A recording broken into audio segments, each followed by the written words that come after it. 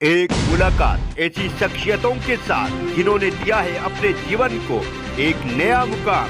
रूबरू कराएंगे ऐसी कुछ हस्तियों के साथ एक खास शख्सियत के साथ मुलाकात जयदेव पटेल के साथ नंबर 1 इंडिया न्यूज पर। नमस्कार व्यूअर्स, मैं जयदेव पटेल और आप देख रहे हैं नंबर 1 इंडिया न्यूज। आपका एक बार फिर स्वागत है एक खास शख्सियत के साथ मुलाकात प्रोग्राम में। आज हमारे साथ खास मेहमान है चुनाव विश्लेषक और सीआरजीएस के प्रोफेसर संजय कुमार। संजय कुमार जी, आपका बहुत बहुत स्वागत है आज हमारे प्रोग्राम में। नमस्कार संजय कुमार जी, आपसे मेरा पहला सवाल है कि चुनाव आते ही सभी पार्टियां भक्ति भाव में मंदिर मंदिर जाने लग जाती हैं और सभी पार्टियां ये मानती भी हैं कि धर्म जो है वो हमारे समाज का राजनीति का केंद्र है।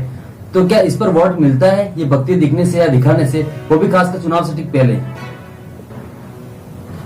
देखिए, सिर्फ भक्ति से वोट नहीं मिलता है।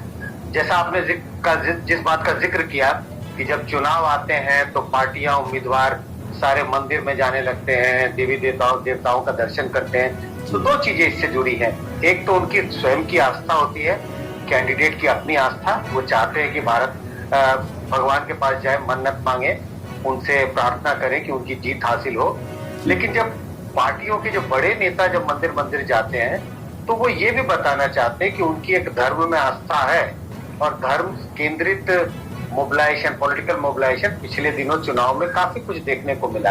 ऐसा नहीं है कि पिछले कुछ सालों में, लेकिन अगर आप लगातार कई साल, कई दशकों की राजनीति को देखें तो धर्म भले ही कानूनी तौर पर धर्म का इस्तेमाल पॉलिटिकल मोबिलाइजेशन के लिए नहीं किया जा सकता, लेकिन आमूमन आप देखेंगे धर्म के सहारे पॉलिटिकल पार्टीज ने किसी खास समुदाय के वोटरों को अपनी ओर मोबिलाइज करने के लिए काफी इस्तेमाल किया है।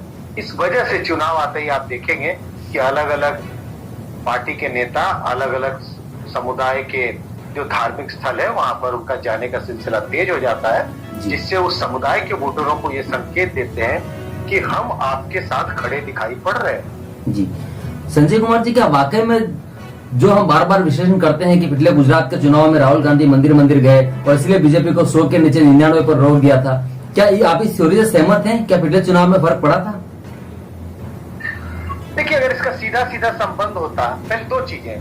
पहली बात तो सचमुच फैक्चुअली ये तो सही है, बीजेपी 99 सीटों पर आई और कांग्रेस को 77 सीटें थी। बीजेपी का सबसे खराब प्रदर्शन था, लेकिन इस खराब प्रदर्शन के बाद भी बीजेपी ने सत्ता पे बरकरार रही, बीजेपी की सरकार बनी। लेकिन अगर इसका कोई सीधा सीधा संबंध निकालने की कोशिश करे कि चूंकि राहुल गांधी मंदिर मंदिर गए, इसी के लिए कांग्रेस का प्रदर्शन उनके पिछले चुनाव के प्रदर्शन से बेहतर बना और वो 77 के आंकड़े पर गए, अगर इसका सीधा सीधा कोई संबंध दिखाई पड़ता तब तो उसके बाद जितने चुनाव हुए, राहुल गांधी अगर गुजरात के चुनाव में मान लीजिए 5 मंदिर गए या 10 गए, तो आने उनके बाद वाले चुनाव में राहुल गांधी 50 मंदिर चले जाते और शायद उनकी जीत हासिल हो जाती।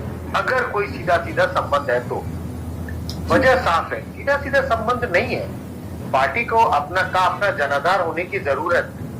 ये मंदिर जाना, अलग अलग मुद्दों का सहारा लेना, इससे पार्टियां कुछ एडिशनल वोट्स अपनी ओर मोबिलाइज करती। तो सिर्फ मंदिर जाने से या किसी एक वजह से अगर पार्टी की जीत सुनिश्चित हो जाए तो सारी पार्टियां वही करेंगी। अगर मंदिर जाने से जीत सुनिश्चित हो जाए तो पता चलेगा पॉलिटिकल पार्टी के लीडर वोटरों के घर पर, हमारे आपके घर पर ना आके मंदिरों में बैठे रहेंगे।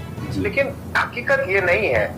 वोटरों को एक संकेत दिया जाता है, कुछ संख्या में वोटर उनकी ओर झुकते हैं, लेकिन सिर्फ मंदिर जाने से किसी पार्टी की जीत सुनिश्चित नहीं होती है। जी संजय कुमार जी, लेकिन कोई तो वजह होगी ना, क्योंकि अरविंद केजरीवाल को देखिए, वो टीवी पर हनुमान चालीसा भी पढ़ते हैं, तीर्थ यात्रा भी करवाते हैं बुजुर्गों को, और वो इस तरह के डिबेट में पढ़ते ही नहीं है किसी इश्यू में जहां बीजेपी उन्हें मुस्लिम पार्टी का एक तमगा लगा सके।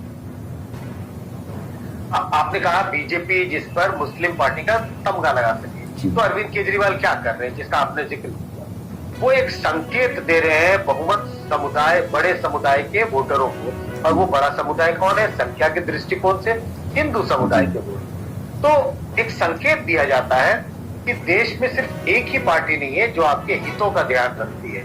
तो ये संकेत देती है आम आदमी पार्टी या कोई दूसरी पार्टियां भी। आज सारी पार्टियां उसी दौर में है, कोई इस दौर में थोड़ी तेज रेस में दौड़ रहा है, कोई थोड़ी धीमी रफ्तार में दौड़ रहा है, लेकिन इस रेस में आज सारी पार्टियां शामिल है कि जो बहुसंख्यक समुदाय है उनके वोटरों को अपनी ओर कैसे लुभाया जाए, उनको अपनी ओर कैसे मोबिलाइज किया जाए। इस वजह से मंदिर जाना, पूजा पाठ करना और तमाम जो हिंदू रीति रिवाजों में शामिल होना, इससे ये संकेत दिया जाता है कि हमारी पार्टी बहुसंख्यक समुदाय के हितों की रक्षा करने के लिए प्रतिबद्ध है, कमिटेड है कि हम आपके साथ खड़े दिखाई पड़ते हैं। इस वजह से इसका आपने जिक्र किया कि चाहे वो केजरीवाल हो, चाहे राहुल गांधी हो, प्रधानमंत्री मोदी हो और अन्य तमाम अलग अलग पार्टियों के नेता, जैसे ही चुनाव आता है तो मंदिरों के दर्शन बढ़ जाते हैं, पूजा पाठ में उनकी आस्था बढ़ जाती है और जो धार्मिक कार्यक्रम होते हैं और खासकर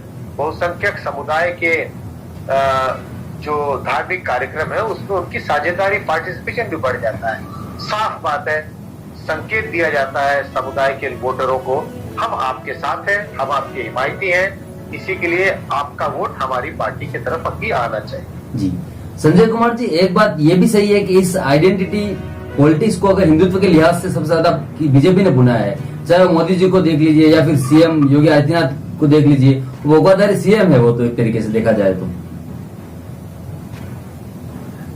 बिल्कुल, आपने जिस बात का जिक्र किया, अगर बहुसंख्यक समुदाय की राजनीति की बात करें, उनको कैसे लुभाना है अपनी और कैसे मोबिलाइज करना है, इसमें सारी दूसरी पार्टियों की तुलना में बीजेपी बहुत ज्यादा सक्सेसफुल रही है।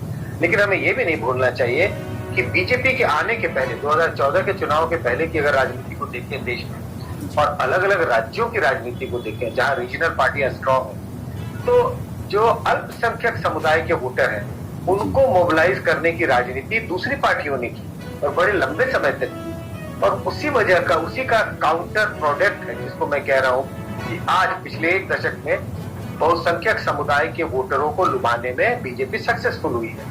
तो सिर्फ रिलीजियन बेस्ड पॉलिटिक्स या रिलीजियन बेस्ड मोबिलाइजेशन सिर्फ ये पिछले एक दशक का दौर नहीं है, पहले भी ये होता रहा है, दूसरी पार्टियों ने भी इसका सहारा लिया है। तमाम अगर आप रीजनल पार्टियों को देखें और देखें उनका जनाधार बहुत अल्पसंख्यक समुदाय के वोटरों में कितना ज्यादा, उनकी पैठ कितनी ज्यादा रही, कहीं कोई ना कोई तो वजह रही होगी।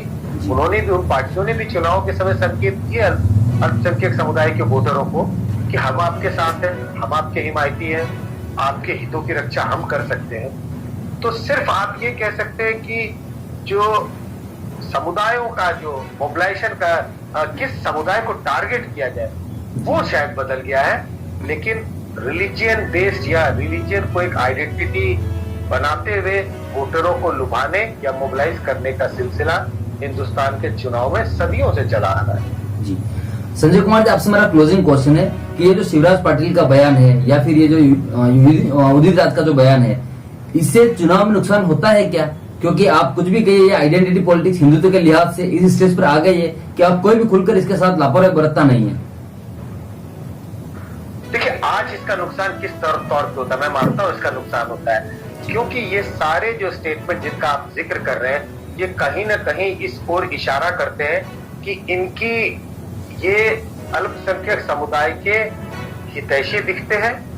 इन स्टेटमेंट का इंटरप्रिटेशन ये है और इन लीडरों को बहुसंख्यक समुदाय के लोगों की खास चिंता नहीं है, उनका उपहास उड़ाया जा रहा है, उपहास किया जा रहा है, उनका मजाक उड़ाया जा रहा है। इस वजह से जो बहुसंख्यक समुदाय के वोटर है, मैं हिंदू वोटरों का जिक्र कर रहा हूँ, उनकी नाराजगी इस तरह के लीडरों से होती है और ये लीडर जिस पार्टी के साथ होते हैं उस पार्टी को इसका नुकसान उठाना पड़ता है। आज पूरी की पूरी राजनीति, चाहे आप किसी भी पार्टी को ले लें, हर पार्टी के नेता इस बात का प्रयास करते हैं कि बहुसंख्यक समुदाय के वोटरों के वो करीब दिखे। ऐसा कहीं से भी प्रतीत नहीं होना चाहिए कि वो अल्पसंख्यक समुदाय के वोटरों की हितैषी है। अगर ऐसा प्रतीत हुआ तो बहुसंख्यक समुदाय के वोटरों की नाराजगी हो जाएगी उस पार्टी से और उनके दूर जाते ही पार्टी का जनाधार भी कम होता है। तो जो प्रश्न आपका था, क्या इस तरह के स्टेटमेंट से पार्टी को नुकसान होता है, आज की राजनीति में तो बिल्कुल इनका नुकसान होता हुआ दिखाई पड़ता है। जी संजय कुमार जी, आपने 90 मिनट के समय निकाला, उसके लिए आपको बहुत बहुत धन्यवाद।